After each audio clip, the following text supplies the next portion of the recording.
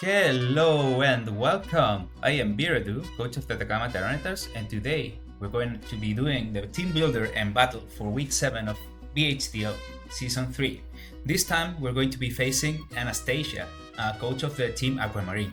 Anastasia is a rookie who's coming this year, just this season, to draft league, and she's Mexican, so that's why we have this mariachi battle theme music for this battle and actually the team builder. So without further ado, let's go see what she has in preparation for us. So this is the matchup. Anastasia is really good. She's been playing her heart out. She's been adapting really well from BGC to the draft format, and she's come up with pretty creative new sets. Her only 2 losses are actually against Raymond and Captain Beanert, who both were undefeated until this week, so that's super impressive. She also has a team which is super scary, leading with Dragapult, arguably the best Pokemon in draft, Screamtail, Incineroar, which she has been using pretty well, if I say so myself, Terracotta and Gyarados, which is scary, really scary. She one bad move around this thing and you can get swept. Also a Clodsire and a Corviknight, which form a super effective defensive core.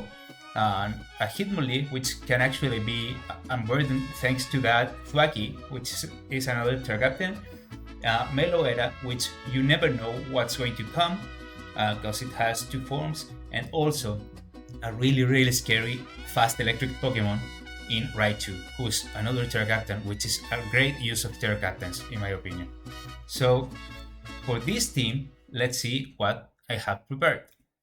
So first off, it's Pride, the Tyranitar. I'm loving using Tyranitar, and this is not going to be an exception. I think Tyranitar matches up pretty well against Dragapult actually, and against Incineroar. With the Assault Vest, Tyranitar is going to be our main, especially defensive wall. We're going to be Sandstream, and the moveset is going to be Power Gem, Dark Pulse, Thunderbolt, and Earthquake. Why do we have this moveset in particular? And if you see the spread, it's actually a modest nature with some speed to outspeed her slower mons, mainly Corviknight if it's uninvested. And why do we have this moveset in particular? So her 2 walls are really scary. They're really potent, and we need something to break them. So if we bring some unusual strategies, like for example a special Tyranitar, I might be able to break Corviknight, which is usually a really good mon to switch into Tyranitar. So Thunderbolt is for that matter, and Earthquake is in case we get in front of Clodsire and we can 2-hit KO it, because Earth Power didn't do it. That thing is really bulky on the special side. I fully expect her to bring the Clodsire, because it was particularly well my Walking Wake, which we are not bringing this week. Spoiler alert. Next up, we have Sloth, the Excadrill, this week carrying an Okaberry, the Sandrush ability, so this is going to be our main breaker. With the moveset, which is going to be Earthquake, Iron Head, Rock Slide, and Sword Stance.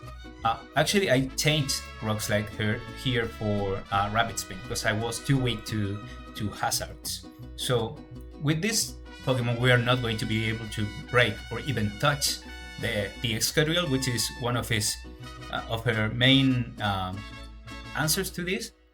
But if we can get rid of Excadrill, or we can actually lower its HP low enough, we at +2 with Sword Stance and Iron Head, we actually do a fair good amount of damage. The Okaberry here is to deal with the possible Flare Blitz from Incineroar, and also Fire Blast from Dragapult, which maybe will be able to outspeed us if it's Scarf, but we don't 1-hit KO. So with Okaberry, we can actually take a Fire Blast in response and then dish out damage with Earthquake. So next up, we have Lost, our trusty Moltres, carrying, as always, the heavy-duty boots. The Terra type is going to be Fairy, because it's fairly good against her. She doesn't have many ways to break it. Ability is going to be Flame Body, and moves are going to be Flamethrower, Hurricane, Roost, and U-Turn. So this time we're at fast Moltres, which has some investment in defense. She doesn't have a particularly good physical attacking Pokemon, so we can actually wall most of her team with this thing. We need to keep this thing healthy though, because it's going to be in charge of the walling, for example, maybe Choice Band, Dragapult, or Incineroar, which cannot touch this thing. The Terra Fairy here is in order to be able to, one, be immune to Dragon Darts, and two, not be weak to rocks, which is really important. So this is a standard set. We'll be bringing this pretty much the whole season, but this time we are not fully invested in defense, but we are more speedy, just to be able to outspeed Gyarados before Dragon Dance, and be able to hit it pretty hard with the Hurricane. So next up we have Envy, the Azelf, carrying a Life Orb and the Levitate ability. So the moveset here is going to be Psyshock, Thunderbolt, Knockoff, and Stealth Rock, and we're going to be naive, almost max speed, to be able to outspeed like pretty much everything on her team, barring probably the Dragapult. And this thing is going to be annoying because it's going to be our main Stealth Rock user, and it's going to be hitting items left and right with knockoffs. Thunderbolt hits particularly hard her, her Carbonite, and Psyshock also hits particularly hard her Clodsire. So this is going to be our wall breaker. Hopefully we can deal good damage with it. Azelf is super frail, but let's see what we can do with a Life Orb. Hopefully break those walls that are going to be really annoying for a team to deal with. Next up, we have Xiaomei, the Rotom Frost, carrying a Choice Scarf, Levitate ability, and the moveset is going to be Full Switch, Blizzard, Thunder Wave, and Trick. So we're not actually wanting to have a Choice Scarf here. We want to trick this thing away as fast as possible, because her walls, as I mentioned, are really annoying, and we can cripple them with the Choice Scarf. Some of her mons actually don't want to have a Choice Scarf on them. For example, Gyarados doesn't appreciate that Choice Scarf. If it's in the middle of setting up, we're faster than Gyarados, so that's pretty cool. And also, what doesn't appreciate the Choice Scarf? The Incineroar, because it's not going to be able to pivot as much. So the Thunder Wave here is going to be to slow down Dragapult or a possible Gyarados if it gets out of control.